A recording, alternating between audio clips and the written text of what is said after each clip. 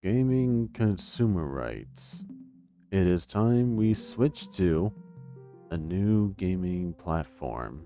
So, when I was working on the How Greed and Hubris Ruins a Company video, I stumbled upon this and I looked through it, I believe, two, maybe three times, and hardly anyone has been talking about this. But after all the criticisms and pretty much hate that Nintendo has garnered over the past few weeks, mostly because of Mario Kart World, but this console, the Switch 2, I already labeled the Switch as the worst console that Nintendo has ever made, and I am seeing quite possibly that statement being rehashed here, this time through the Switch 2, because honestly, yeah, the Switch 2 honestly doubles down on every single problem that the Switch 1 had. And even though the console does look nice and there are improvements, it's not the problem solver. This should have solved the problem that the Switch 1 had, and that's not what I'm seeing here.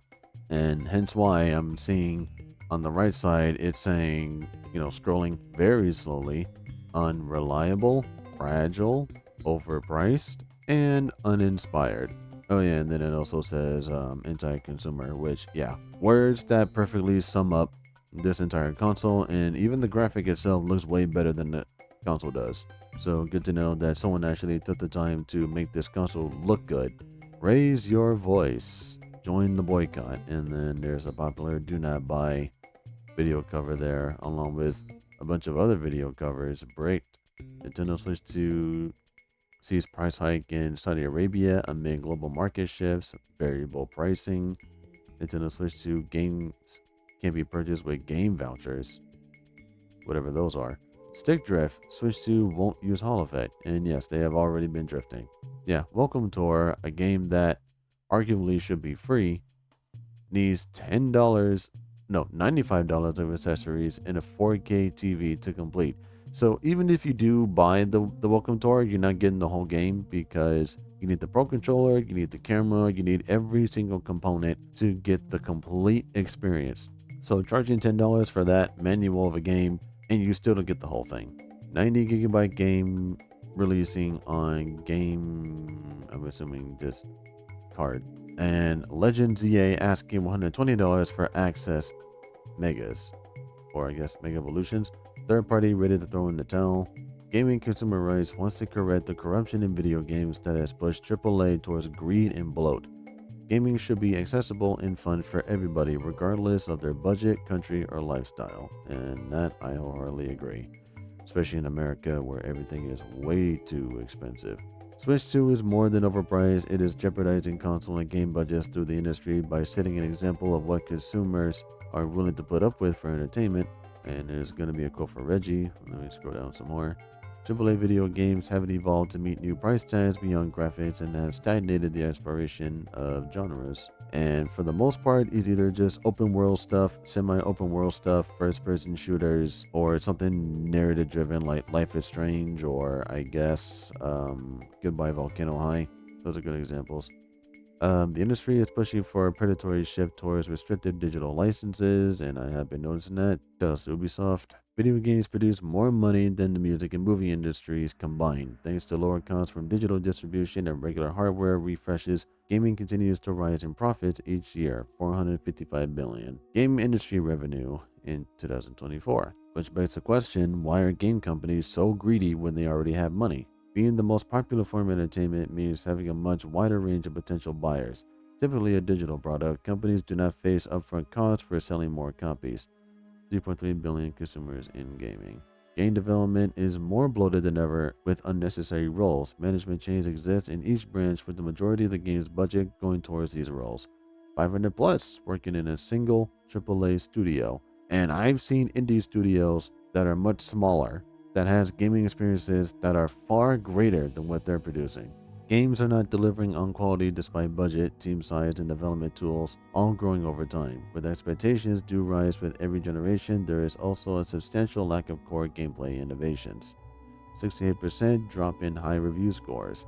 I don't pay attention to any popular games, so I can't really say much about that, but I can only think of games that are just rehashes that barely have any effort into them, that are demanding for too much. And here's a quote that I mentioned earlier. Quote to consider: we compete with all of the time that consumers spend when they're not sleeping, they're not eating, not going to work or going to school, because everything else is entertainment time, especially during the weekend. So whether you're going to parties or festivals or you're in the house playing games, if you're not doing chores like buying groceries or washing your car, chances are you're in or out of the house just, entertaining yourself, which everyone should be doing once you handle your priorities. For more information, see our pamphlets and detail write-ups going over what matters most in the fight against the game industry. And I'm not actually surprised that they do have pamphlets. I would never think they would. I will go over these as I go. And then fill out the form. We'll be in touch if you want to do that. I'm glad that people are actually taking a stand against this. So much, in fact, that as I'll continue, there are actually going to be some in-person groups, and they're basically just going to put their foot down and, protest. So Lord knows how that's going to go down. But before I get into that, I need to talk about these real quick. Specs comparison, gaming alternatives, physical ownership, and economics. The following information has been fact-checked using video evidence and hardware analysis from industry experts. Most of these technical details can be corroborated via Nintendo's website and developer interviews. Use these comparisons to decide if Switch 2 is truly offering an experience worth paying $450 for, and I'm just going to answer for you, it's not.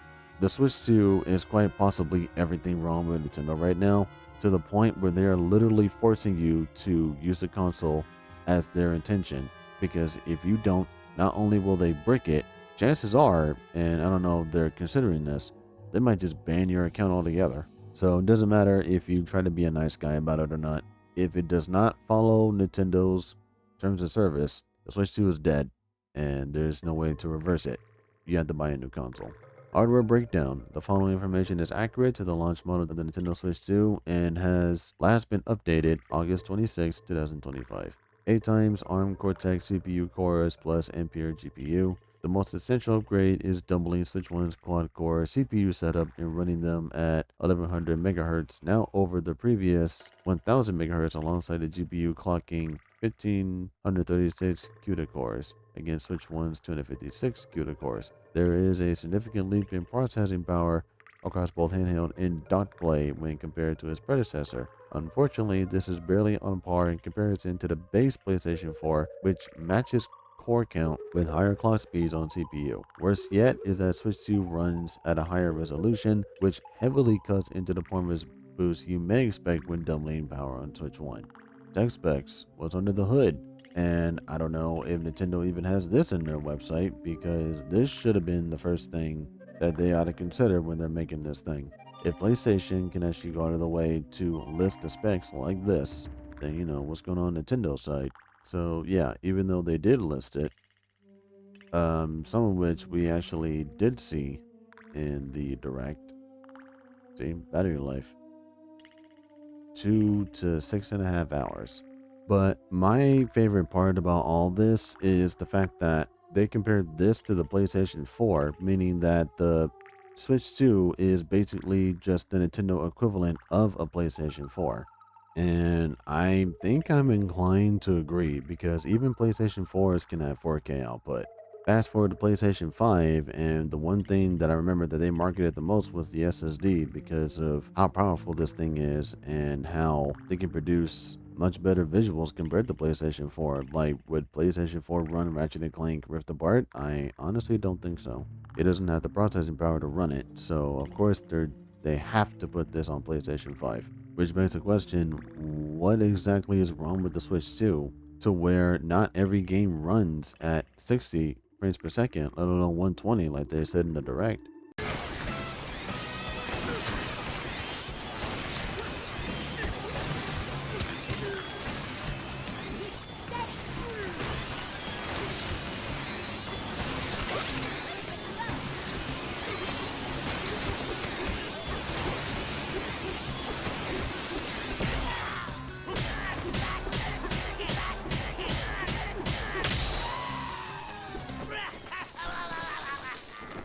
Supports 120 frames per second when 1920 by 1080. 2560 1440 resolutions are selected. and honestly, I have yet to see any game run at 120 frames per second. Worst battery life in handheld mode. Battery may be the most underrepresented issue in the transition to new hardware because while every other spec was upgraded to consume more watts, the 4310 mAh battery on Switch 1 did not receive even a 20% boost to Switch 2's 5220 mAh. The majority of users have settled on a 2-hour battery life, which is half of the Switch 1's 4.5-hour battery life. To explain why this is severely bottleneck handheld playtime, here's a look at every spec draining more power. More CPU cores will be running at higher clock speeds, GPU is rated for 5 times speed outside of the dock, screen resolution has been increased 27 in size, frame rate has been doubled to 120 frames per second in selected titles, HDR and DLSS are running by default all the time. Switch 1 titles rely on emulation overhead to run. This is why they should have showed off the battery, because you have all these cores, you have the GPU running 5 times the speed, and then you have a 120 frames per second output. What kind of cores are they rocking here to the point where even the battery can't even keep up? And apparently, out of all of this, the Switch OLED and the original Switch seem to have much better battery life, 4.5 to 9 hours. And yet the Switch 2 can only handle up to 6.5. Possibly even lower. Like, what sort of game time can you get out of something like Donkey Kong Bonanza or Mario Kart World? Because I can only imagine 2 to 3 hours. Nintendo Switch Online Game Chat. Frame rate for video feeds is capped at 10 frames per second with a maximum of 4 video feeds available in one game chat. The game window you play through is permanently framed by black bars that reduce resolution of gameplay to 720p. Face cropping from backgrounds is imperfect with many examples of pop-in and hair outline shrinking. This feature is currently free, but will require a Nintendo Switch Online subscription to use past June 6, 2026, and I'm going to correct this right now. It is not June 6, 2026, it's March 31st, 2026. I don't know what it is with Nintendo, but they seem to like March 31st so much because they'll just start slapping in paywalls right then and there. So no, this is not a 1-year experience. This is right up until March 31st, because after that, that's when it's become a paid service. Rendering the C button useless for others. Users are also required to verify their active phone number and have their audio video recorded by Nintendo for future use. So I don't know if this has anything to do with moderating what goes on in these game chats, but if they're flat out just demanding audio video confirmation, not gonna lie, that honestly feels discomforting. And I'm pretty sure you need the Switch 2 camera for that, which by the way, doesn't come prepackaged in the console. This may be the most pointless add-on that I've ever seen in a console, especially when you consider that you can use Discord on PlayStation 5. I have no idea what was going through their minds when they even thought about a game chat, but people have been asking for messaging. This is not how you do it, because even on PlayStation 3 and Xbox 360, you can message other people, and that was possibly 2 decades ago. Fast forward to now, and Nintendo is now getting into a groove of messaging people, despite the fact that you could do that on Miiverse, just not in game. So now they want to throw in game chat and quite possibly just hinder this experience. For one, because it's going to be a pay service, and two, is very limited because to get the maximum experience, you need that camera or any compatible camera with the Switch 2. But I just don't get it, dude. Like, game chat to me, I think they're just exploiting another medium here where people are just used to having either calls or video formats for communication, and then they're throwing that in the console and they want people to pay for it. So when this free trial ends, and yes, it is a free trial, beginning March 31st, they will start charging people. So the C button is completely useless unless you pay money. Unstable Joy-Con mouse controls. Both Joy-Cons contain an IR sensor along the magnet connector strip that can imitate a mouse when held on its side against a table. games must implement a patch to support mouse controls or the feature cannot be used at all. Without the use of a Joy-Con wrist strap, the controller will likely wobble during normal gameplay and increase the risk of damage to the side of the controller. Currently, gyro cannot be used alongside mouse controls for enhanced aiming, and there are no third-party grips that offer more comfort or stability when holding the Joy-Con on its side. Joy-Con drift has also resurfaced within 1 week of launch and would interrupt gameplay during mouse mode since all of the buttons and sticks remain active. So first we have Joy-Con drift, and we might have mouse drift, apparently.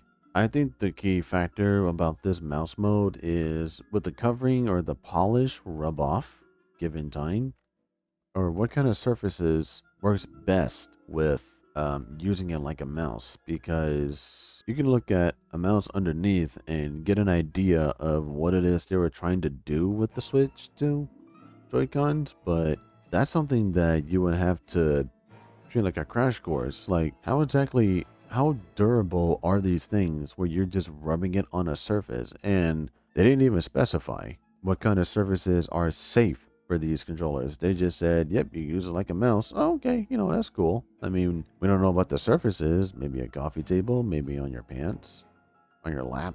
Is Nintendo going to make their own mouse pads? I don't know.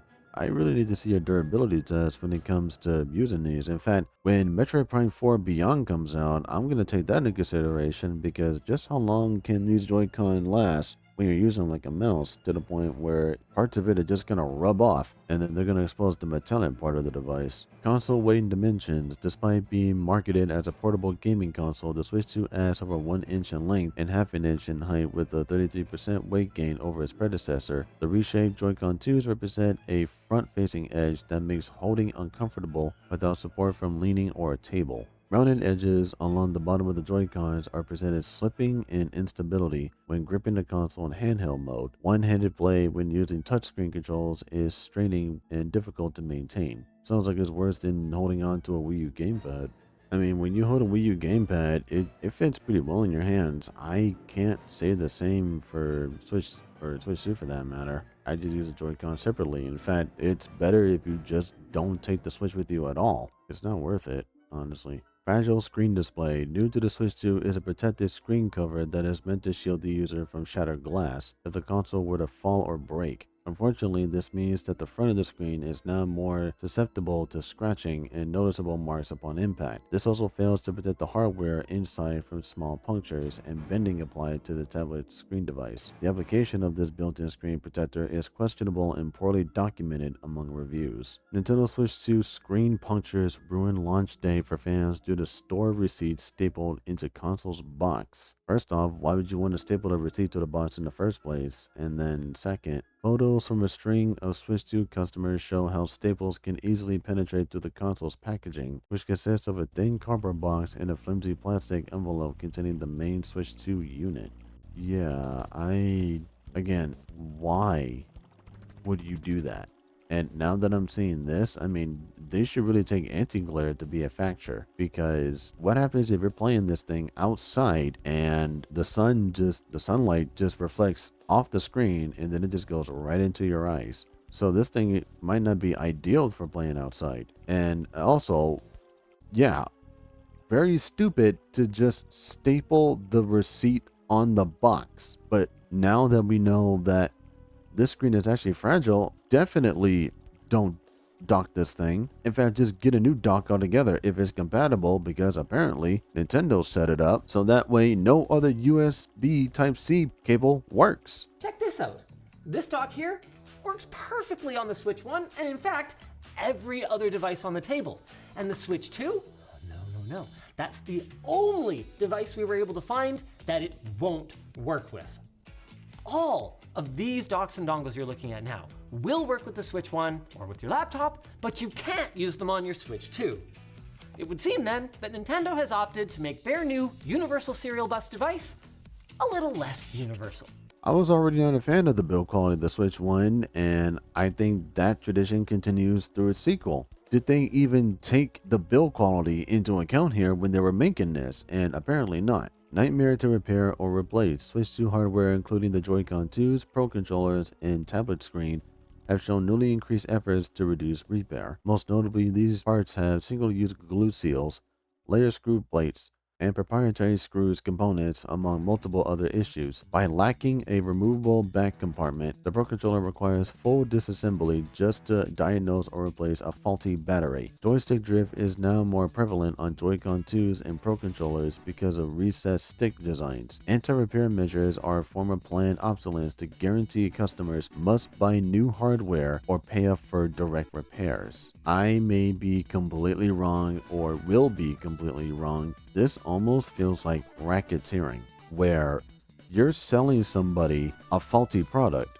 that has a chance of just breaking in some possible way, and when it does break, you either have to get it replaced or get it repaired, which will cost more. So that way you can either fix the controller or replace the controller. I don't know why I think the term racketeering when I think about this, but it's the one term that immediately pops into my mind. And that's what it feels like from this. This feels like Nintendo is just hitting people with a racket because of how faulty their controllers are. Like, we already went through Joy-Con drift. Did they take that into account with the Switch 2 Joy-Cons? No. How about the new Pro Controller? Aside from the fact that it does have a hybrid D-pad, Hall effect on nose? No. So now, not only do people have to buy these Pro Controllers, they also got to buy the Hall effect sticks separately and install them on their own instead of just having the entire controller built that way. And also keep in mind that these controllers used to cost less, but now these are $90 controllers. Whatever financial excuse that Nintendo wants to give, it will never justify this. Ever. On no universe can anyone defend this. No Hall effect sticks, no hybrid D-pad, not even adaptive triggers, and I couldn't care less about the back buttons. Graphics, side by side. And what better way to demonstrate graphics than the worst game that I've ever seen in 2020. Cyberpunk 2077. Oh yeah, and Hogwarts Legacy, because of course. And if you look very closely to piece of foliage surrounded by water, yeah, you can really tell that this is a horror production here. To the point where we're matching it to the PlayStation 4 Pro. And I'm going to be real with you. I think out of all of this, I think I like it on the PlayStation 5 more. So it's crazy. How do you go from having a lush environment to something that looks died down? And this is supposed to be Nintendo's next generation console. Where's the next gen at? Reduce vertices. Switch 2 uses low detail 3D models with less polygons. Notice the completely new terrain shaped and simplified trees and rocks. Like, not only does it look rounded, it just doesn't look lively at all. Where's the lighting in this? Distant alpha cards. Terrain details like leaves, grass, and moss are generally uploaded at a distance to reduce strain on the GPU in open areas. And I don't know what it takes for grass to actually look like grass, because if it's just a flat piece of texture, then I don't even know if I can even call this grass, because I've seen flat pieces of foliage time and time again, whether it be leaves on branches or grass. And honestly, that's like what I'm getting from here. Imagine Xenoblade Chronicles, but everything is just flat, almost like the foliage that you would see in Skyward Sword. Lack of lighting. Visibility on distant objects is more difficult without the use of dynamic light sources. This upper row of distant trees is hidden by the general world lighting, casting shadows. And on the Switch 2, there's practically no lighting. Xbox Series S is barely showing any lighting at all, and then PlayStation 5, this looks like a real location. And I know people criticize PlayStation 5 all the time, and rightfully so, but I can at least give credit where credit is due, that PlayStation did do a bang-up job with this system. The only problem is that there are barely any games to take advantage of it, games that people can actually care about, and we're just not seeing it through this. PlayStation 5, great console, but where the games at though? The best comparison? Price. $20 to $30 on PlayStation 4. $70 on Nintendo Switch 2. And on PlayStation Plus, offered as a free game on PlayStation Plus and regularly goes on sale for 50% off because it's on PlayStation 4. On the eShop, sales are rare. Biggest discount offer was 10%, which honestly is pathetic. Free upgrade. Supports previous gen with automatic upgrades on both disc and digital. And yes, when you do buy a game on PlayStation 5, it gives you the option of either selecting the PlayStation 4 version or the PlayStation 5 version. Nintendo Switch, it doesn't matter. You put a Switch 1 game in a Switch 2, you will not be given any upgrade options. I mean, it'll upgrade it, but there are certain games with their Switch 2 editions where you gotta pay more. But for certain games like Cyberpunk and Shadow Generations, there is no upgrading it. You have to buy it again. Frame rate, PlayStation 5, 60 frames per second plus. Performance mode can reach 100 frames per second in Badlands. Nintendo Switch 2, 30 to 40 frames per second. Frame generate creates ghosting and smears. I'm guessing that's in a city location. And I already talked about it before, but the Switch 2 screen is subjected to ghosting and smears when you're moving around. And when you see it in slow motion and then you see it in real time, it will become apparent and you will be able to see it. Battery. 5 hours on the PlayStation Portal. PlayStation Portal game streaming offers longer portability. 2 hours on Switch 2. 5,220 mAh struggles to maintain AAA games, which again is pathetic. I would love to see the performance on Steam Deck because chances are you might squeeze in possibly close to 5 hours on PlayStation Portal, if not more. Who knows? Because I've honestly never seen Cyberpunk on the Steam Deck, but it actually piques my curiosity now. And this coming from someone who doesn't care about Cyberpunk. Third party's dire future. With extremely poor initial sales on Switch 2, publisher are less likely to pursue dedicated optimized ports that release the game the same time as other consoles. Most third-party games released exclusively on game keycards as their physical option, which threatens the ability to truly owning your games. While bans are prevalent, the accessibility of game streaming and handheld PCs will compete as more reliable portable experiences for AAA games going forward. With the lack of dev kits, availability, and Nintendo encouraging AAA developers to prioritize Switch 1 development, it looks rough for Switch 2. Switch 2 fans should expect much less support from major developers and have to count on first-party releases, which are currently limited to just 5 new titles coming for the entirety of 2025. And honestly, Nintendo has been slacking because I've seen much better effort on the 3DS and the Wii U. Even Satoru Iwata apologized for the lack of titles on Wii U. Now we're in 2025 with a new console. Not once did we receive an apology of the lack of titles. They're not even addressing that as a problem. So right from the get-go, right out of the gate, we get one Wii port with the 3DS content in it. We get one Wii U port and 2 Switch 1 games that can be enhanced on Nintendo Switch 2 if you pay money for them. And as for the Switch 2 editions, 2 Zelda games, 1 Mario Party game, 1 Kirby game, 1 Metroid game, and then 1 Pokemon game. From the ground up for Switch 2, you get 5, 2 of which have already been released, 1 of which that nobody should care about, and the other 2 that have yet to release as of this recording. So while they were devoting all that time on the third-party support, most of those games are game key cards, meaning that these are games that you do not own. And given Nintendo's track record of shutting things down, once online connectivity on the Switch and Switch 2 dies, so too does the availability for game key cards. You do not buy the games. You are buying cartridges for the games that you have to download via the internet for. You put the game key card in your Switch 2, you use the internet to download the data in the cartridge, and then you can play the game. This is not ownership. You're just downloading data from whichever memory bank in this key card so you can grant access to the game itself. At that point, you might as well just buy the game digitally. See what the competition is offering. And right out the gate, yep, Steam Deck. With the largest game library and a powerful APU to play modern releases without stutters, the Steam Deck is a great alternative to Switch. Enjoy game streaming, community mods, and the freedom to play how you want. And you can even download some Switch mods on this. And I actually seen some of them, they run pretty nicely. Playdate. For those seeking a cute and innovative handheld oozing with nostalgia charm, look no further than the Playdate by Panic. Boasts a long battery life and is truly pocketable with games designed for quick sessions using the crank. I've actually seen this before, but yeah, I kind of dig it. It looks like a fat little Game Boy, with a little crank on it. So yeah, I find it endearing.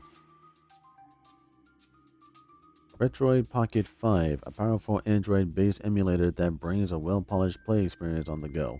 The Retroid Pocket 5 supports a stable frame rate up to GameCube, PS2, and 3DS, so you can relive your upscale classics easily. So again, going back to emulation, here's a device that capitalizes on that, and for good reason, because if game publishers and developers don't want to preserve their games, somebody else will. Inspired indie games. There is nothing wrong with loving the gameplay mechanics feeling of Nintendo games, except Nintendo doesn't like it, and we believe indies have picked up that torch to deliver polished renditions of your favorite series. Most of these titles take direct inspirations and have passionate fans working to recreate and evolve the source material. If you're looking for a fresh spin on a nostalgic title, then check out these spiritual successors. Find your next indie spark. And most of these don't really look that familiar to me. Lies of P, I've heard about it.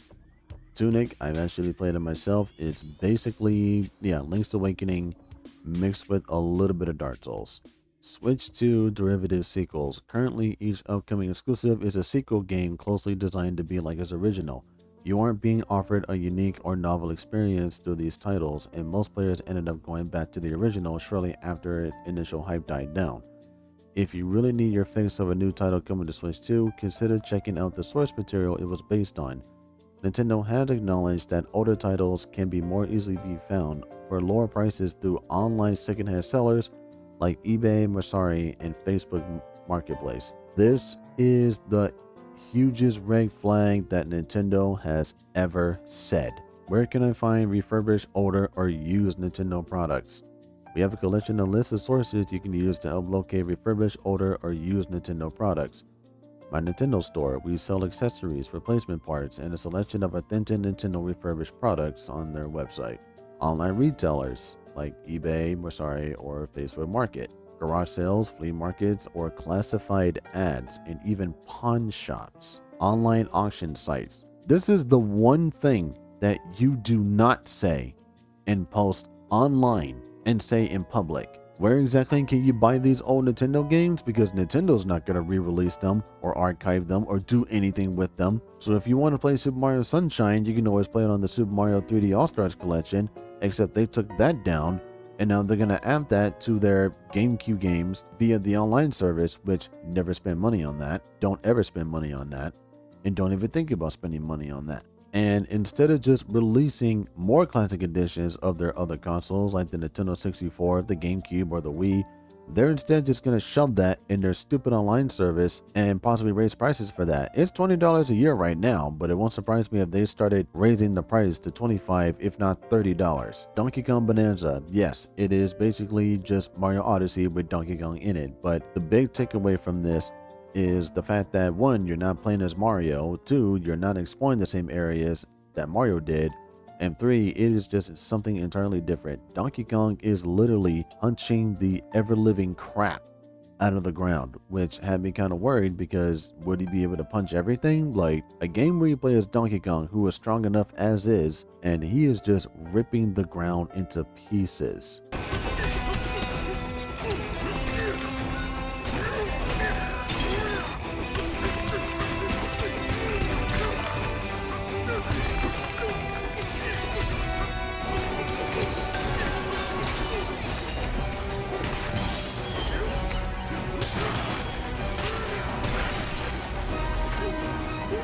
So even though it is a similar premise, it's completely different when you take into the character, the world build, even the story, and also the fact that this was made by the same team that did make Mario Odyssey.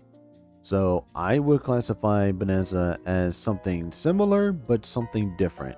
So I'm not going to fault Bonanza too much on this. Mario Kart World, I think I will, because Mario Kart 8 actually added stuff to it, you know, the use of gravity and stuff. Something that F-Zero should have had. Mario Kart World, the biggest selling point for me was the fact that there were more players on the field. What is usually 12 characters has been doubled. But then when they started doing all this open world stuff, I honestly didn't know how to take that because, I mean, it's another Mario Kart game. People wanted Mario Kart 9. You know, Mario Kart 8 Deluxe delivered. Perhaps too much.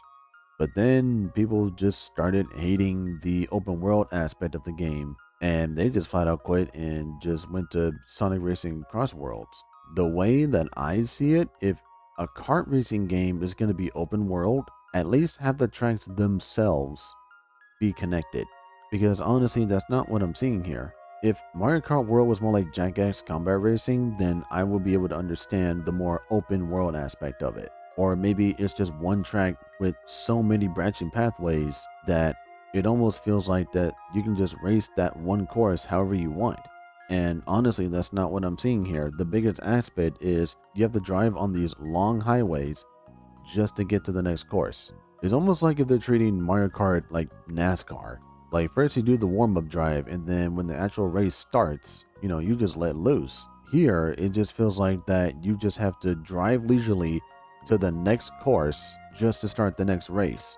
This is why people like the original Grand Prix aspect from the last games. Here, it just feels like they're just throwing a mode in because they just want to try something new, which, yeah, new can be exciting and fun, but it has to be exciting and fun, and that's not what I'm seeing with Mario Kart World.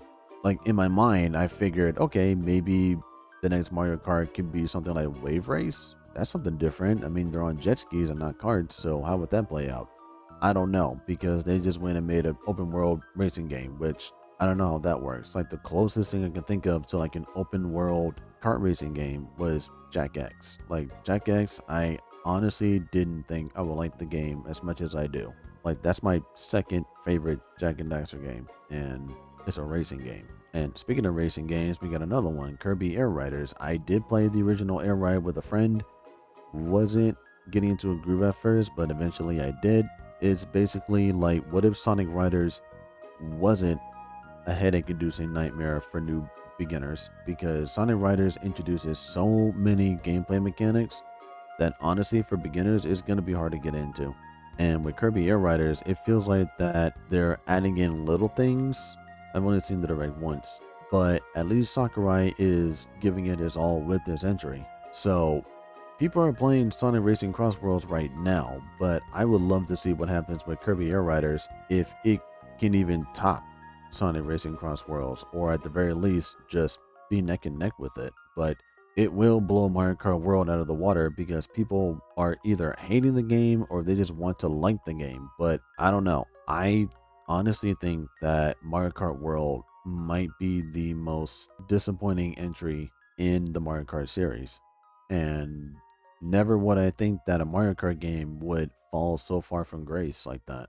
I mean, could they not have pushed that Nintendo Namco crossover game from the arcades and just make a new game from that? Because that would have been cool to see, because you can play that game in arcades, but a Namco Nintendo crossover Mario Kart game doesn't exist on consoles. You have to go to arcades for that. So yeah, very curious what Kirby Air Riders is going to look like as we push to November here. A new home for indie games. Bank Portal is an online resource for finding recently released indie games that would otherwise fly under the radar.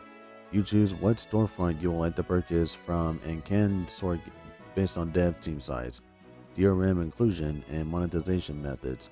Bank Portal is not a sponsor link or key reseller, so you can get complete control over your purchases.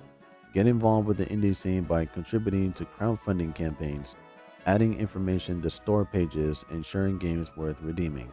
And I'm actually going to be sharing some indie games with you as well, some of which I actually play for myself. And the one indie game that comes to mind is Freedom Planet, because after the disaster that was the Sonic Boom campaign and just the Sonic franchise as a whole, Freedom Planet honestly is everything that the Sonic franchise should have been for just Sega in general. Because not only do I think that Freedom Planet is a much better Sonic, it's just a much better Sega Genesis game, really. Like, I'm getting a ton of Gunstar Heroes and Rocket Knight League vibes from that.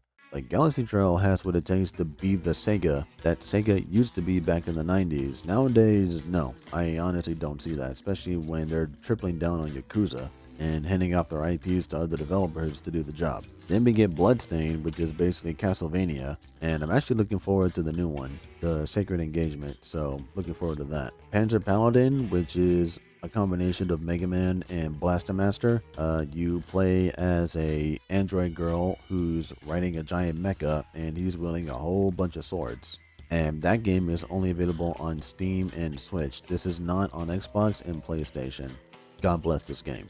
And there are other games out there that I can't list on top of my head, but yeah, indie is definitely the best way to go, and something that I would consider not even just for a job, but also as a career path. Like, if I were to get into the game industry, I would wholeheartedly go indie. Like Galaxy Trail, Inti Creates, Way Forward. Those are studios that I honestly can see myself working for and having a decent time working with. To me, those are the best indie studios out there right now, and I'm pretty sure there's a whole bunch of them. So, without question, indie games are definitely the way. Support physical releases elsewhere. While many are praising Switch 2 releases that don't resort to game keycards, this is quite honestly the bare minimum we should expect. If you want to send a message to the games industry that you care about physical media, here's how to do it. Cut out Nintendo's 30% slice of profits by going to PlayStation. And it's kind of weird that they're saying PlayStation and not anything else like Steam or Xbox or even GOG for that matter, which when you buy stuff on GOG, it's yours. So it doesn't matter if a license expires or not. The game is yours and it is yours to keep. Directly buy the game from developers' websites when possible. Yep, do that too. Because I'm pretty sure they put their stuff on Steam or GOG anywhere else that they might get a cut.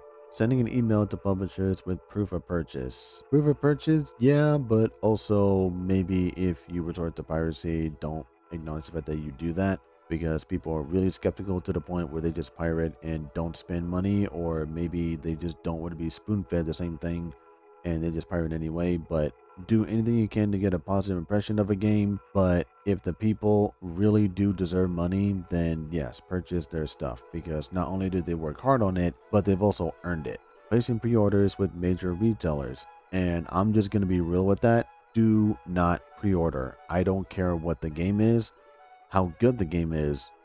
Never ever pre-order games. Don't do it. Buying an additional copy for a friend as a gift, yes. Please do not spend the same price for the same game twice. If a game costs $60 and you buy another copy, that's $120 out of your pocket. I urge everyone to never spend full price for games, because as expensive as everything is, it is a whole other ball game to spend full price for games. After everything that happened, am against full price games, whether they be 60, 70, or now 80. And it is just as important to demand more for less, because outside of the fact that people aren't making games that we personally want, whatever new games are coming out, honestly, I don't think they shouldn't even be 60 anymore, let alone 50. The following information should not be regarded as legal advice or as a defense for piracy. We are presenting the facts behind the current state of the gaming market and its malpractices. Buy video games at your own discretion and do not put money towards anti-consumer companies. Owning the game you buy. The following information describes the current state of Nintendo Switch 2 and last been updated August 27, 2025. Game keycards are not physical games, and I will say that one more time. Game key cards are not physical games. Switch 2 cartridges labeled as game key cards are intentionally misleading consumers into believing they own a physical version of the game they bought. However, the game data is never stored on the game keycard. Users must have an internet connection to download game files, and the game data stored on your system is only accessible when the game keycard is inserted. This is essentially a restricted digital game that becomes unplayable once game data can no longer be downloaded from online servers. It will effectively remove the ownership rights of most physical games and allow publishers to remonetize titles that can no longer be downloaded or accessed. By pushing for developers to consider game keycards as a cheaper alternative to physical cartridges, the industry is encouraging the removal of traditional physical media. And I'm going to be explaining what these things are and what you need to do with them right away. You put the game keycard into the Switch 2, use the internet to download the data for it, and the data is inside the game card. You are not buying games. You are buying cartridges for the games. The game cards are empty. There's nothing in them. And once the server is shut down, the game cards will mean absolutely nothing because there's nothing inside of them. They're empty, blanks. They mean nothing. Switch 2 end user license agreement disregards your purchase. Mandatory for playing your Switch 2 is a digital signature on their end user license agreement that serves as a contract where users sign away their rights to play games on their console if it is banned by Nintendo. The company discloses that digital games are merely a license to play and that unauthorized use will result in a permanent ban on your console and/or account. Unlike a modified physical component that voids a warranty and repairs, game platforms reserve the unchecked privilege to monitor and police your digital activity on their console after purchase. These are not measures taken to protect other users from hacking in multiplayer environments. It is a method of controlling game console ownership and punish users who potentially cut into profits through legal means of backing up and accessing game purchases. By creating a fear of buying second-hand banned consoles, new customers are conditioned towards buying directly from Nintendo to maximize direct revenue. So even if you try to back up anything, and this isn't illegal, all you're doing is just backing up the save into another physical piece of media. If even that happens, if it doesn't go according to Nintendo's ways, exactly down to the letter, that console is blacklisted, it cannot be reversed, and you have to buy another one. Yesterday, I got banned from my Nintendo Switch 2 for using the MIG switch. This morning, I went to Target at 7 a.m. and I got another Switch 2. I was number 6 of 7. They only had 7 in stock. I was the 6th one to show up, and I got another. What can I say? A $450 console where you are trying to back up your saves, back up your data, and archive them. Nintendo doesn't like that, and then they'll just blacklist your console. And then you have to pay another $450 just to get a new one. Even if you factory reset it. No, that thing is toast. And then we have a graph here. Full cartridge release, 9.3%. Game key card, 51.2%. Digital only, 11.6%. Nintendo Switch 2 editions, 20.9%. Code in the box, 7.0%. And I'm assuming these are not only manufactured, but I think probably sold as well, because Nintendo in that Switch 2 presentation, they showed a lot of third-party games, most of which are game key cards.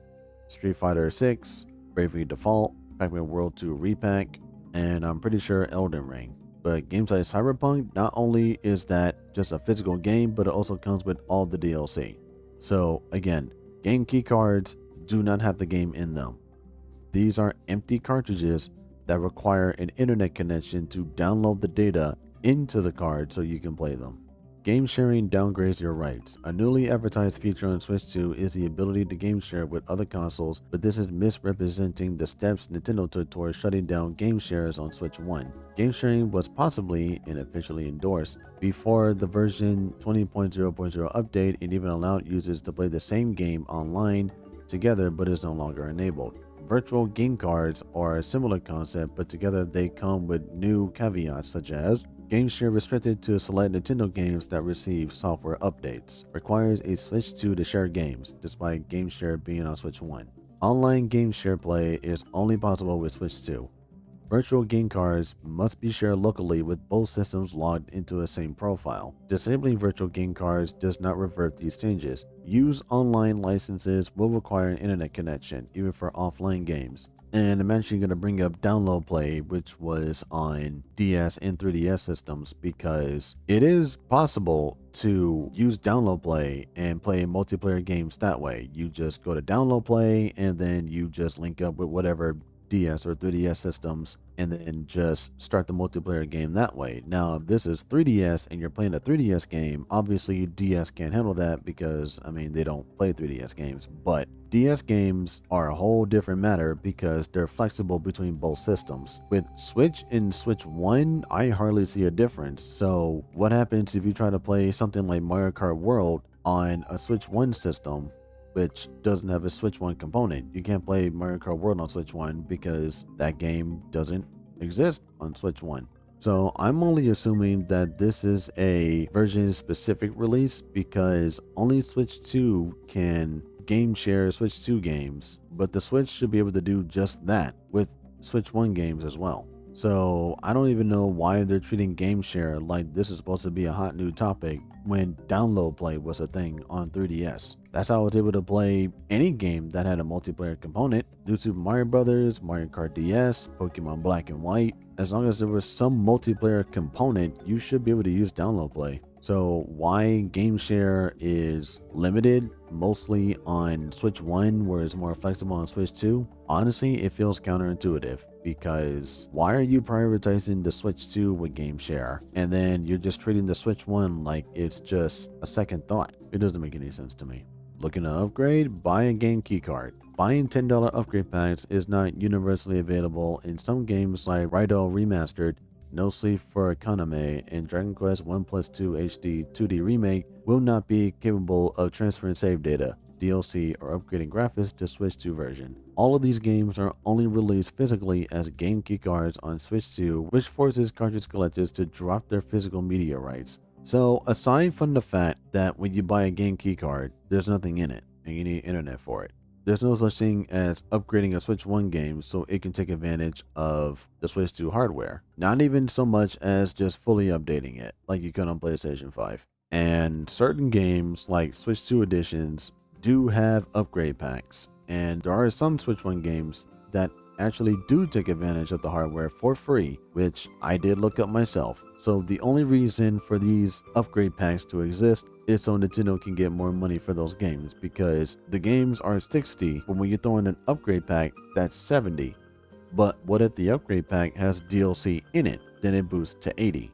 So you buy a $60 game and then you buy a $20 upgrade pack that enhances the game, takes advantage of the hardware, and then there's DLC to top it off. That's $80. This is why I said that $10 upgrade packs are a scam, because you should just upgrade the game. PlayStation 5 allows that, not counting the pointless remasters. What's going on here? Nintendo breaking physical releases. A new firmware version 20.1.1 has launched that blocks access to playing unpatched Switch 1 games on Switch 2. Previously, the launched version of these games worked flawlessly, so it appears to be an intentional maneuver to force online connectivity and push people towards buying a Switch 2 version that comes with a current patch that ensures these games can be played. Physical collectors, regions with little to no internet access, portable players out of the house, users with a bricked console, and those playing after servers shut down or unable to access these games at all. For a complete listing, please go to doesitplay.org, and I will link that in the description. There is a way to prevent all of this from happening, and it's not even a secret, so I'm just going to say it out loud for everybody, especially those who are making games. Finish your games.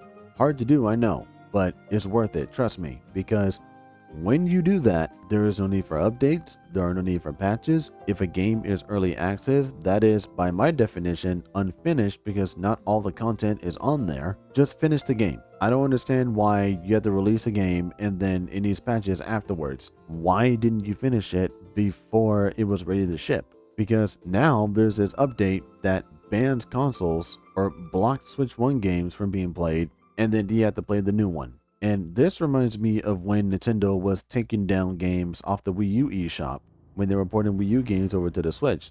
And when that happened, Pikmin got hit first, but then Nintendo brought that back, but Donkey Kong Country Tropical Freeze was just gone. So you had no choice but to buy the Funky Edition on Switch. So if you missed out playing Donkey Kong Country Tropical Freeze on the Wii U when it was delisted, you had to buy the game physically.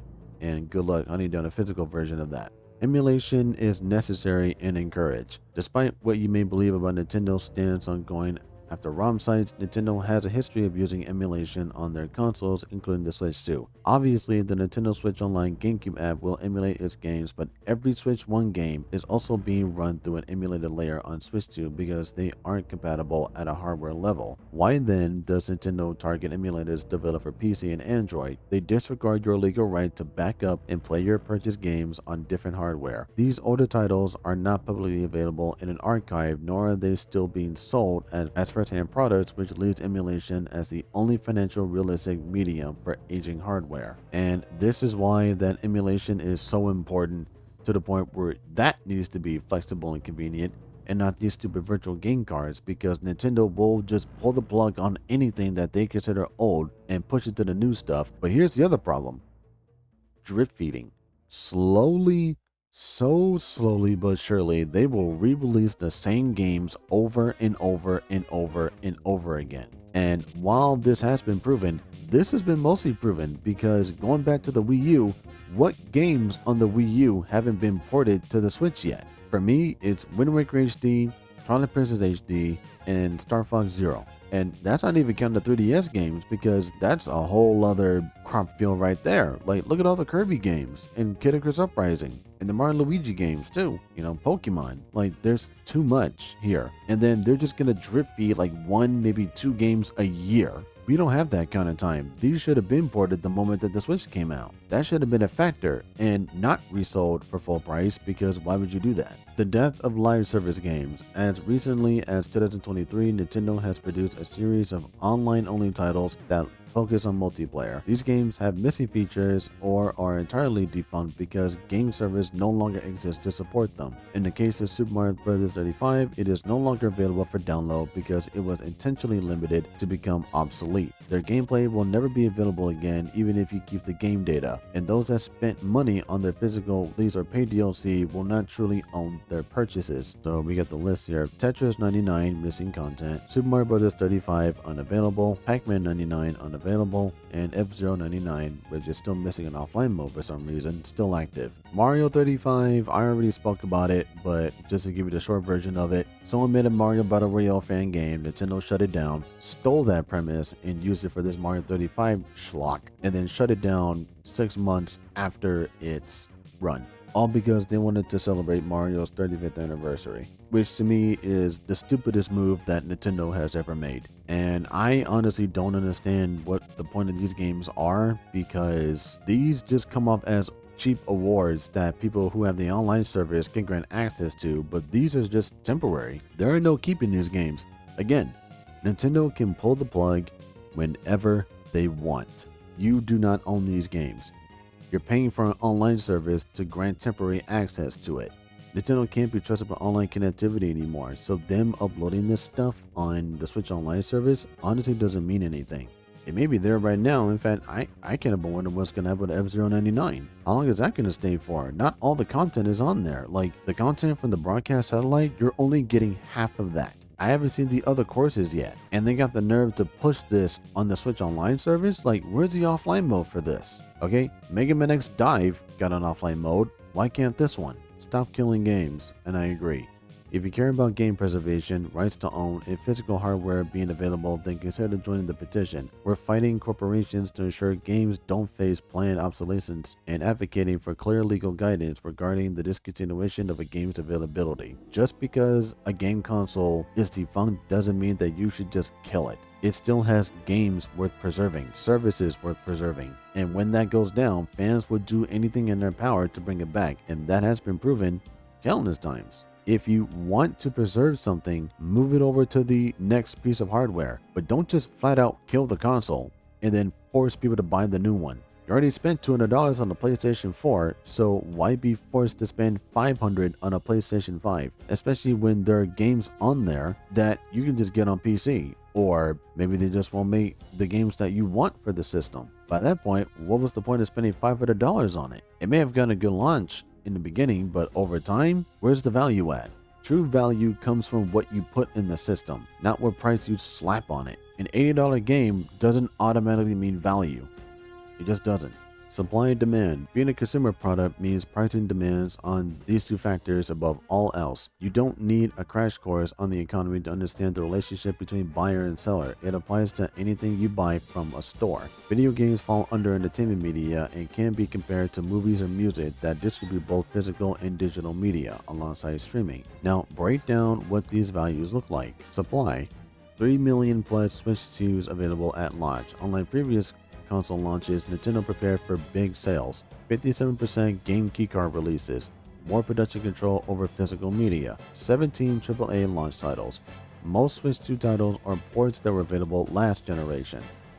18 million consoles produced yearly, sustains the supply availability all year. And here's what I'm talking about. They really want people to spend money on this console that they're willing to make a whole bunch of units for it, yet not have any content to sustain it. 3 million consoles made, and you only made 17 games for it, most of which are just ports from the last console that you made that they deemed a failure and they pulled the plug on it. So yes, I do agree that they should continue porting the games over, but should they charge full price for it? No. In fact, I need to start seeing collections more than anything, because collections are more substantial because you get everything with it. Does anybody remember the days where you used to get the collections? Yeah, that hasn't stopped. I'm looking at Mega Man Legacy collections, Bubsy got a new collection. So what's going on with Nintendo? Why did Super Mario 3D All-Stars not have all the games? Why was it only available for 6 months? Where's the Zelda collection? No, not the one on the GameCube. Where's the new one at? Kirby got a collection, but that didn't get ported over because most of those games are on the Switch Online service. Pikmin should have got a trilogy, but instead they just re-released the third game separately and then 1 and 2 after that before Pikmin 4 came out. Metroid Prime trilogy, that came out on the Wii. Fast forward to the Switch, why am I seeing just the first game remastered and the other 2 completely missing? And we're not that far from December either, so when December rolls around, Nintendo needs to think of a BS excuse to get Metroid Primes 2 and 3 on the Switch before 4 comes out. Or maybe they won't do that and then you can just jump to 4 without knowing what happens in 2 or 3. Demand. 152 million Switch 1 owners. Previous gen users are the most likely to adopt a sequel console, and they have, because people lined up for this thing and they were actually counting down waiting for this thing to come out. Negative 31% revenue for 2024. Momentum is being lost going into Switch 1's launch. So why were people saying that this is the fastest selling console of all time when sales have been dipping, and despite this little roller coaster effect, they're just dropping until the next game comes out? 24 million launch trailer views. Audience engagement shows initial excitement for the product. And you might as well just throw in the Sonic cycle into this, where you hype something up, you show something that diminishes the hype, and then when you release the product, it kills the hype altogether. Rinse and repeat. That is this launch of the Switch 2. You hyped it up, you barely showed anything worth a damn, and then when you released it, it just fell flat on its face. People were talking about the PlayStation 5 not having games. The Switch 2? Where are the video games? Huh? Where they at? I don't know. There's no games. 10 award nominations in 2024. Establishes quality and audience reception for recent titles. They really need to start paying attention to what people want out of this thing because they're wasting their hard-earned money on it. Honestly, this feels kind of disrespectful because you released a console and made all these promises and hyped people up, and then when they actually get it, it doesn't live up to that. And then you're not making games that people want. Like, how many people to this day are still complaining about game franchises that came out between either the PlayStation 1 or the GameCube era, between those? And what I'm seeing right now are cartoon characters getting games. Like SpongeBob is getting a new game. How does that work? Data summary. Switch 2 faced several instances of pre-orders selling out or being delayed before launch, suggesting supply is limited. Based on record-breaking initial sales numbers, it's safe to assume Switch 2 was on high demand, which it was. This is quite possibly the most anticipated and hyped up console ever. If you go look at the first look trailer, it has 24 million views on YouTube. Quite possibly the highest that I have seen for a game console. Low supply and high demand means a higher price is expected, but this is not the full story. And because of the tariffs, they had to push back pre-orders just so they can get this thing ready to go. So people had no choice but to line up outside, camp outside for weeks just to get their hands on one. Deceptive pre-orders. Shortly after going live, it was announced that pre-orders through My Nintendo would potentially face delays due to high demand. News broke that prices may go up for Nintendo products in the US due to tariffs making imported consoles and accessories more expensive. Despite the ongoing controversy involving pricing, focus was put on Switch 2 being difficult to obtain and that this may be the cheapest price to buy at. Online storefronts for Walmart, Best Buy, and Target faced shutdowns due to high tariff, which is expected for big releases. Release Week would publish claims that Switch 2 is the fastest selling console of all time, but this has to do with how much stock is available, not the demand. For example, multiple stores reported that having Switch 2 consoles available for purchase at launch without a pre-order, which means the console was not sold out, or limited to reserved units. By falsely limiting initial console requests, consumers were scared into believing the boycott failed and the supply was more scarce than it truly was. I'm assuming this is what the fear of missing out scam is, because you're literally just forcing people or scaring people into buying this thing and not have many units ready to go so that more people can buy this thing. Because although people do buy just one console, there are people who actually buy more than one, either for other family members or their friends. Bro, I gotta buy 3 Switch 2s. That's gonna be hard. Me, wife, nephew. Oh. 4, including nephew's friend. Including nephew's friend. So it doesn't make any sense for them to deceive people into buying this thing as fast as possible. You should just have stock available so that people can just buy it whenever they can. Again, this is Nintendo forcing people to do things their way. It's not even just what you do on a console anymore. It's even just buying the thing. Nintendo is literally putting a leash around you, and they're yanking that chain so hard that they're scaring people into buying this thing. This console is just one problem after another. Like, this is the main reason why I hate the Switch, and the Switch 2 is no exception. And again, fastest selling console of all time. I'll believe it when I see it, because so far I'm not seeing it. And even if I do see it, it doesn't matter. This console is dead on arrival, and they're scaring people to buy it. Quite possibly the most scummiest business action that I have ever seen. Why are they scaring people into buying this thing? For what reason? There's hardly any games on it, and whatever most games are on here, they're just game key cards. You don't own the games anyways. Whatever Nintendo is making, it's taking a very long time to get out, and there's still more games on the way that we don't even know about. Like, just to reiterate, Star Fox, F-Zero, Kid Icarus. The Switch doesn't have a game for either of those franchises, and I'm not counting F-Zero 99 either. That's just a battle royale mode. I'm talking a ground up game that fully takes advantage of this hardware. I don't see any of those, and they're trying to scare people into buying one. That sounds like a lawsuit in my book. It is very convenient that pre-orders seem to fill up despite numbers claiming that Switch 2 had record-breaking consoles available. If the demand was truly there, the consoles would be difficult to find in stores even now. And guess what? They're not. Explaining the nuance behind inflation. Time is expensive. The cost of living has gone up all over the world, which means almost every product has seen price increases over the last decade. Major cost factors like rent and groceries has seen a largest increase, outpacing the efforts to raise minimum wage. This matters to video games because entertainment is becoming a luxury if it isn't accessible to lower class incomes. Furthermore, the time we spend is more valuable than ever when 40-hour work weeks are necessary, meaning 40-hour plus video games effectively cost us more, especially when you have priorities to handle outside the workspace, because while you're busy over there, you're busy doing chores in here. You don't have much time on your hands during the weekday during a busy schedule. Prices used to be even higher. No, we never normalized $80 games in the 90s because the consumer base has tripled since then, bringing in more money per title.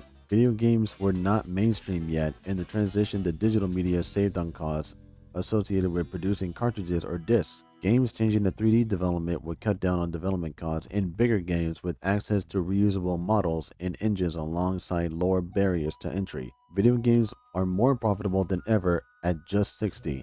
And honestly, even I would bring that down, because do games even earn the $60 price tag? Because to me they don't, especially when they hardly put any effort into them, or maybe they're missing content, or in the face of collections, you don't add every game to it. So while I'm looking at Crash Bandicoot Insane Trilogy for $40 and Spyro Reunited Trilogy for $40, I'm looking at Pac-Man World Repack and wondering, why are all three of these games separate when all three of them should be packaged in for $30? Instead, each and every single one is $30, and we're only in the first two games. The third one hasn't been repacked yet, neither has World Rally. And yes, that is a thing you're wondering, Pac-Man World Rally, look it up. Despite budget expanding by over 100 times, video games are increasing in profits thanks to the much larger audience. And I have a question for the audience. What kind of games are you playing that makes these games more expensive over time? Because while I am looking at games like Doom, I'm also looking at games like that Hollow Knight game. What's the new one called? Silksong? That's $20. I'm thanking God that is $20 because they could have just as easily bumped it up to $25 if not $30. So while these franchises becoming more profitable, as they should, they definitely should be demanding more out of your pocket because you have much better things and more responsible things to spend money on. And also, corporate greed at this point might as well just be labeled as regular greed as told in the Bible. It honestly feels like Judas's kiss now that I think about it.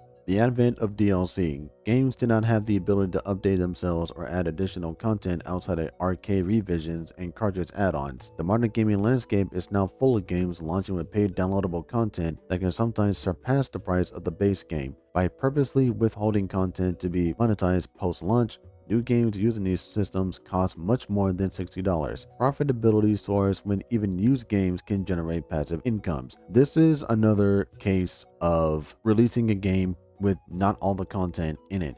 In fact, I might have to start calling out DLC at this point, because if they're treating that as a separate game, that might as well just be an add-on. Because while I'm looking at games like Mario Galaxy 1 and 2, they just made too much, and then they just released that as a separate title, which on that I can defend. If you make too much and can't cram it into a game, you might as well just cram that into a second game and make something new from there. But then we get software that feels like it should have been part of the game, which what I'm seeing in Pokemon ZA. They are literally just withholding content that should have been in the base game, and they're treating that as DLC. That's more money out of your pocket, and the main reason why people are labeling that as $120, because the game is already going to be expensive, like around $70, and then they're charging what, $30 for that Raichu thing? That's what I'm talking about when I say that if you're cutting out content and then you're repackaging it as DLC and you're charging money for it, isn't that by definition you releasing an unfinished product if all of the content isn't available in it? And it's not even early access either. They literally just released the game with not all the content in it, and then they charge full price for it, and then here comes the DLC, which they're claiming is DLC, but it might as well be part of the game. And then they can charge whatever they want for it. So if Pokemon ZA is $70 and the DLC is $30, that almost feels like a scam to me, because why is it $100 at that point? And no, it's not variable pricing either. It is just greed.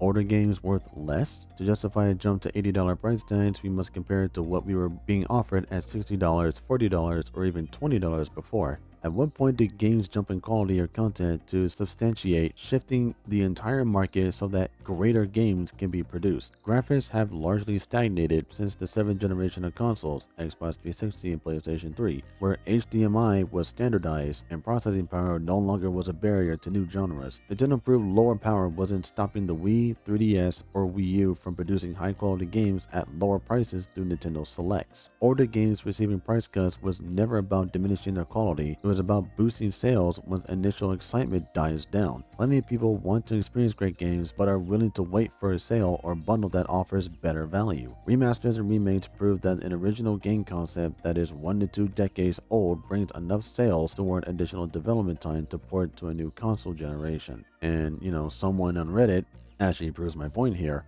I realized over the 6 or so months that most new games that come out are better after waiting for updates, patches, DLCs, etc. And then they go on to bring up games that perfectly fit that description. And we also need to throw in battle passes also, because let's say that you buy a fighting game for $60 and then they throw in battle passes that have new characters, new stages, costumes, modes, and all that. And then they charge what, $10, $20 for those? At that point, they might as well just release a deluxe edition for $80 and then you just wait for a sale to happen, mostly on Black Friday, because you already spent money for the game.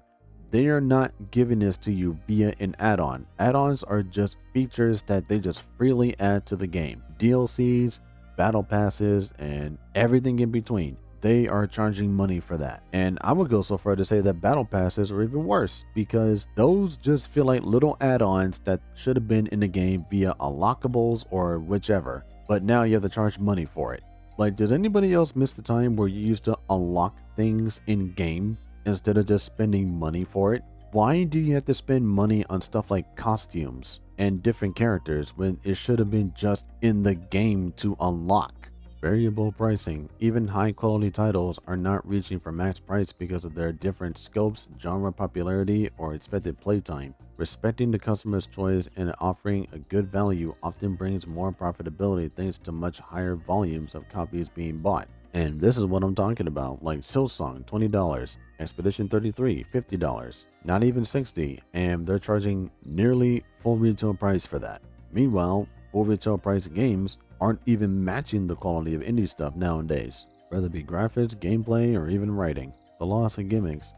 Just 3 generations ago, we saw the peak of games bringing value through their unique peripherals or capabilities within a specific console's hardware. You were paying for a specific play experience that could not be replicated on other consoles or emulators without third-party adapters. By homogenizing consoles, we are no longer getting unique experiences through our choice of hardware. Portability and mouse controls are hardly gimmicks when gamers have access to both on a variety of platforms, not to mention the lack of titles currently supporting or being developed with these in mind. So while you're introducing something new, it hardly has any support. Like going to the Xbox Kinect, what games can you think of that supports that? What, Rise to Nightmares, the Star Wars game, Fighter Within, Connectimals, or God help me, Sonic Freeriders? That's like the 6th time! Skylanders was interesting, you have to get action figures for those. And then the Guitar Hero stuff, that's the most iconic. Even Rocksmith uses that. And that's usually what Nintendo did with the Wii. Is as silly as it was, at least they were making games for it. And say what you want about Skyward Sword, but to this day, Skyward Sword may have some of the best swordplay that I've played in an action game like that. How to support. Pledge to abstain from Nintendo. No matter where money is spent, none of it can go to Nintendo through Switch 1, Switch 2, Super Nintendo World, mobile apps, or their merchandise, probably their movies. Consumers decide what companies deserve our support so we can, and we must vote with our dollar. Create a noticeable impact on their revenue by supporting other consoles and storefronts instead. Consider selling the Nintendo hardware and games you already own so that eager new customers have the choice to buy secondhand and cut further profits from the company. Focus on playing your backlog of previously bought titles, revisiting older classics, or starting a new playthrough of your favorite modern title. You can complete your pledge at the bottom of this page after considering other ways to support. Contact a local representative. The following information is specific to residents of the U.S. The House of Representatives can pass new laws that regard video game purchase rights. Revoking access to your purchased games requires clear advance notice and must follow federal laws. Existing laws suggest that licenses and copies of a game should continue to offer access past termination of the product.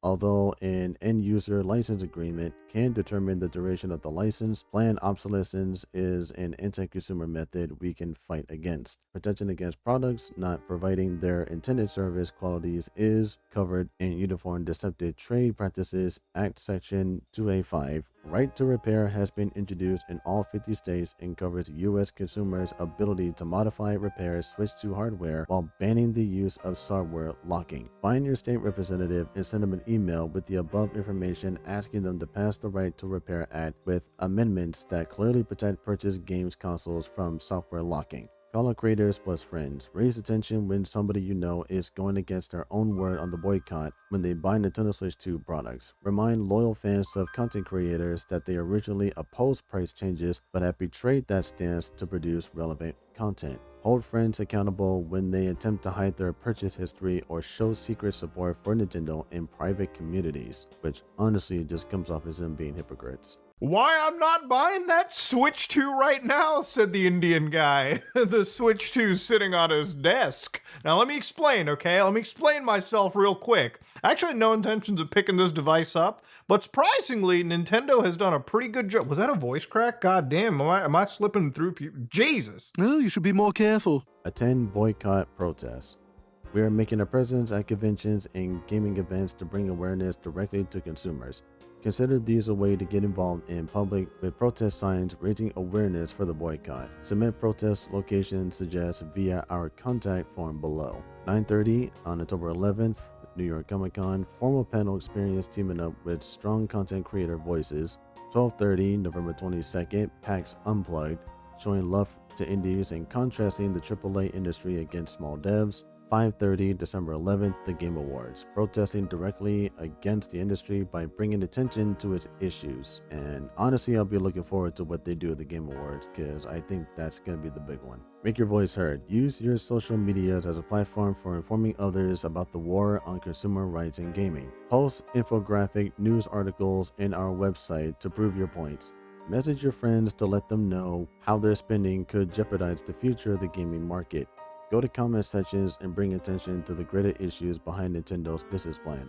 Send an email to Nintendo that outlines your personal concerns and disappointment with their current ethics. Join online boycott groups. Keep the momentum going by engaging with other activists online and staying up to date. We need to know that passion for the boycott is consistently active and taking steps towards meaningful change.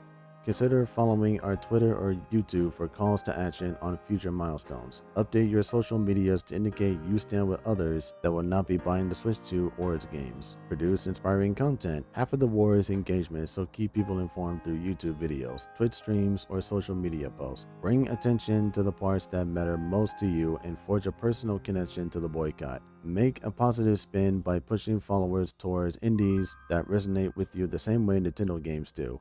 Encourage others to raise their voice and give them the community they need to support on this effort. And one of which is a video that I have seen by the Background NPC. If you have not seen her videos, and yes, videos, she made 2 of them, you should check those out as well.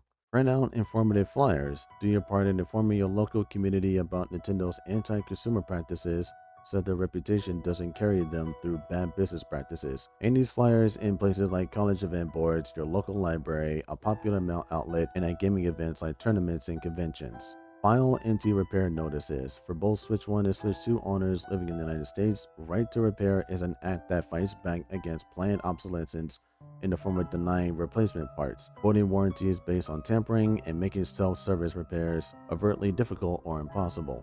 Your claim of anti-repair against Nintendo can set the standard for better modular hardware going forward. We do not accept any donations. Use your money to buy incredible video games that deserve your time and respect. Use your money to buy incredible video games that deserve your time and respect you as a customer. The best way to support gaming consumer rights is through engagement and sharing our website. If you would like to go above and beyond, consider signing up for our newsletter. Commit to the pledge, show the games industry you will not financially support them.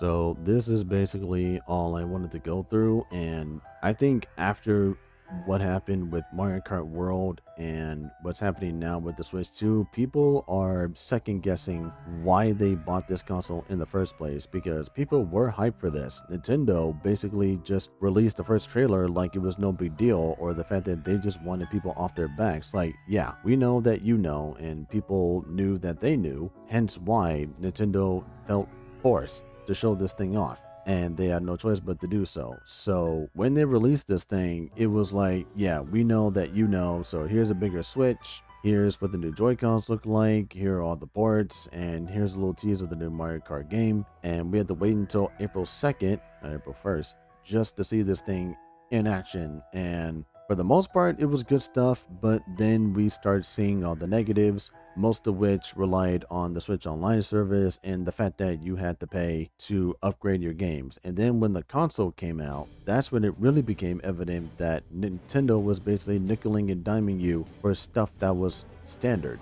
And now that that's out, and now that we're seeing sales dip, all that hype is dead, and practically all of it was meaningless. People wanted a much better Switch device, and that was not the gift that they were given. It just wasn't. So this prompted people to basically boycott the system and Nintendo as a whole, because people are saying now that Iwata's gone and Reggie retired and they're being replaced by business people instead of people who actually play games, this industry is just a former shell of what it once was. And this was well respected too in the face of Sony and Microsoft, because while they were making consoles and hardly any games that people can actually get into, Nintendo at least was always there to deliver. And that's not what's happening here.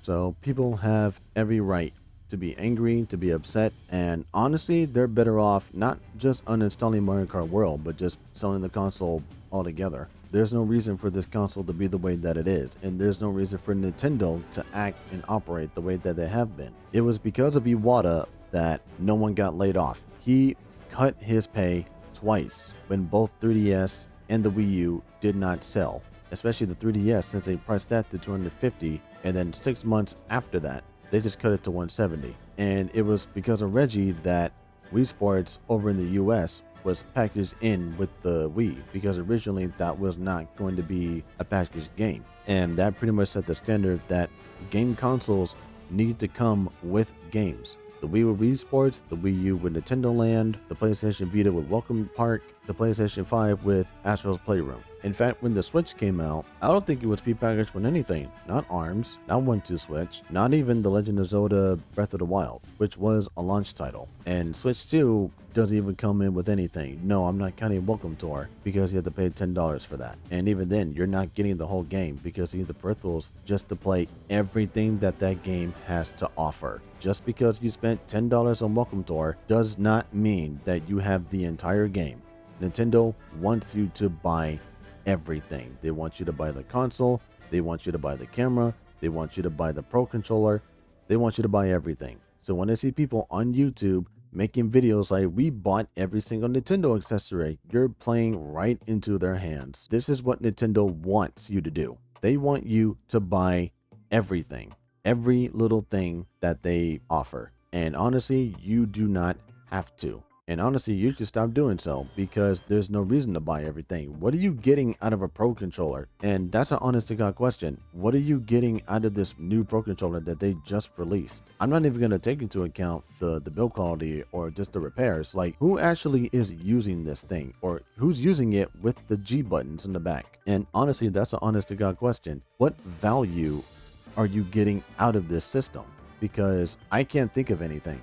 They say all this stuff about valuable pricing and respecting the value. There's no respect in this. There's no value in it either.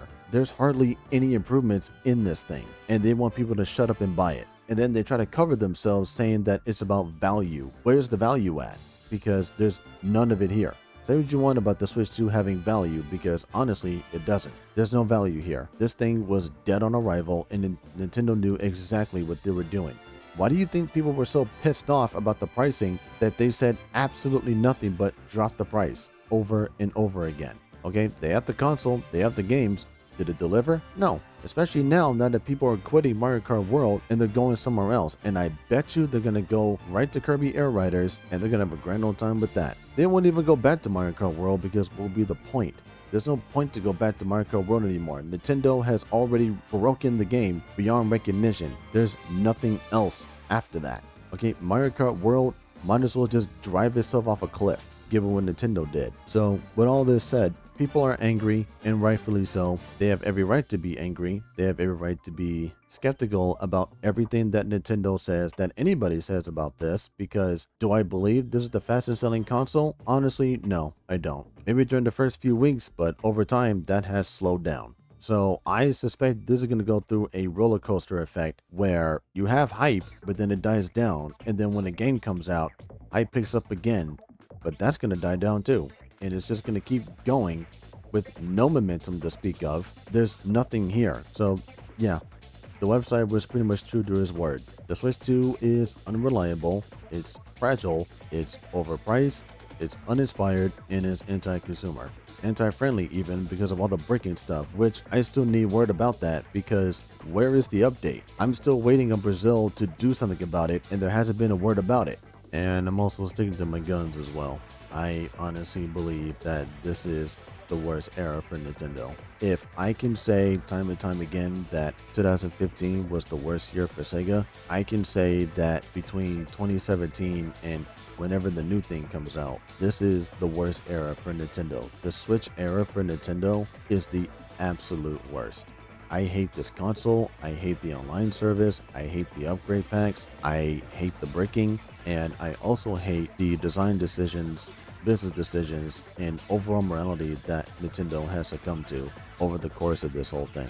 And I honestly feel bad for Iwata because he literally died for this company, and it's been 10 years since. Iwata has poured his heart and soul into this company, as well did Gunpei Yokoi when he made the Game & Watch and the Game Boy, and even Reggie Fils-Aimé when he presented everything that Nintendo was making.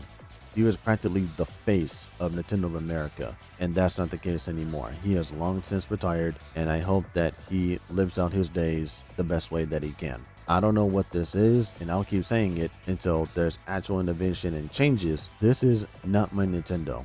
This is not the Nintendo that Reggie left. This is not the Nintendo that Gunpei Yokoi left. And this is certainly not the Nintendo that Iwata died for. Satoru Iwata has died for far better. This isn't it. So until this whole situation improves, I'm just gonna say it. I don't think Nintendo should be making consoles anymore, because aside from the fact that I'm practically done with consoles, this one takes the cake, because this one proves exactly what could go wrong with consoles. And this is why I never want to see something like this ever again. I do not want to see a console that puts a leash on you and yanks your chain. That is what Nintendo is doing with this console. They are forcing you to do everything their way. There is no flexibility. There is no convenience. There's nothing here. You don't play safe with this. You play it one way or no way at all. That's how they're doing this. And that's not how I'm going to do it. I'll just play games my way, because the website doesn't lie. It is time we switch to a new gaming platform. Me, I never switched because I never bought one. I never cared for it. Sure, I waited for improvements, but if you want to consider these improvements, time to start questioning your own standards. People need to stop buying this stuff and start asking questions. So never mind Nintendo making this stuff, it's the people who keep buying it, day one even. Like, why do people constantly keep waiting in line for games like Mario Kart World that forces you to play the game one way? Like, in the beginning, we didn't know. We didn't know how bad the game would get. But now that we do know, people are uninstalling it and going somewhere else. So I think this is a progression.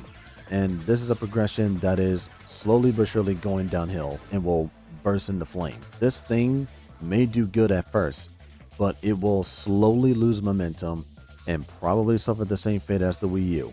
This console has proven what Nintendo is without the people who actually ran it the best way possible. And there's no reason for that. There's no reason for Nintendo to act like this. And there certainly isn't a reason for people to keep lining up and keep buying their sham of products. This is why people emulate their games. This is why people pirate their games, or they just don't see the value in it and they just stay away from it. So far, I don't see a reason to buy this thing. There's hardly any games on it, and the online service is pointless. The upgrade packs are pointless.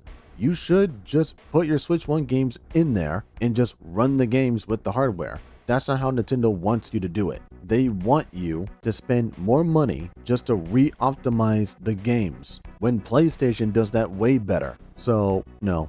Right now, people are pointing their guns and pitchforks at Xbox, and yeah, rightfully so. But I think with this pretty much solidifies the fact that console gaming really is dead, and it's because of corporate greed. $80 games, overpriced consoles, upgrade packs, online services. When does it end? How much money do they need? Or how much money do they want? Because people are willing to pay for stuff like these services that I just listed, but how far and deep does this go? When does it end? Because to me, it doesn't end. There's no end in sight for these people. They just want money and nothing else. And if that's all they want, then they're going to figure out the hard way. Money isn't something you get just because you have fancy ass products. It's something you earn. And so far, Nintendo has not earned any of the money that they've raised ever since this console came out. This is everything wrong with not just Nintendo, but the game industry. And they find it okay to treat people like cattle, to treat people like they're walking wallets with no brains. And I still wonder why people wake up 6 in the morning for those Nintendo Directs that barely offer anything of value. There's no value in anything that Nintendo does anymore. So until there is a complete change, I wholeheartedly look forward to the video game crash. Just like the one in 1983. It's gonna happen. Sooner or later, it's gonna happen because of one thing and one thing only. Actually, two things. Greed and hubris. Because not only does greed and hubris ruin a company, it's also how you kill a medium. And Nintendo was just the start. And Xbox continues that tradition. PlayStation is doing it their way too, raising prices of the PlayStation Plus and re-releasing the PlayStation 5 Digital Edition with barely any memory in it. They're reselling that. They're giving you less for more. So these people can continue to keep doing what they're doing because they're going to find out the hard way. It's a classic lesson of the more you fuck around, the more you're going to find out. And they're going to find out the hard way. Because of corporate greed and hubris, that's why the gaming industry crashed. Again.